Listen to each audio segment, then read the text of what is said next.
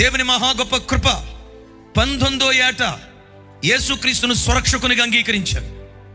లోకంలో చేయాల్సిన చెడ కార్యక్రమాలన్నీ చేసి పాపాన్ని చురుకొని అపవిత్రంగా బ్రతికి వయసు అంతా ఉడికిపోయిన తర్వాత యేసు దగ్గరకు వచ్చిన వాడిని కాదు. 19వ ఏట యేసుక్రీస్తును సురక్షకునిగా అంగీకరించాను.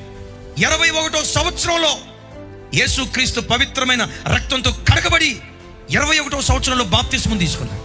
21వ ఏట నేను బాప్తిస్మం తీసుకోవటానికి ఆ బాప్తిస్మం ఇచ్చే స్థలానికి వెళ్తా ఉంటే మా పెద్దావిడ ఒక ఆవిడ వచ్చి నా భుజం మీద పడి ఏడుస్తుంది.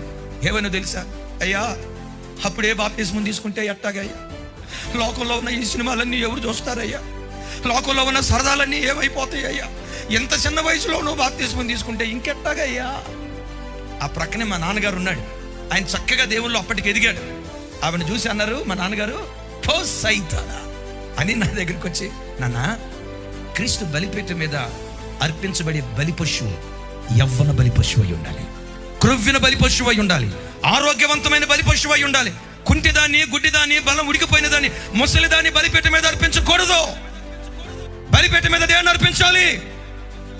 క్రొవ్విన బలి పశువును, యవ్వన బలి పశువును, సంపూర్ణ ఆరోగ్యంతో ఉన్న ఆ యవ్వన బలి పశువును బలిపీఠ మీద అర్పిస్తే ఆ అర్పణ దేవునికి అంగీకారంగా మార్చబడుతుంది. ఈరోజు వాక్యం వింటున్న యవ్వన బిడ్డలారా, నీ నిండు యవ్వన కాలం, నీ నిండు యవ్వన వయస్సు క్రీస్తు బలిపీఠ మీద బలిగా అర్పించు.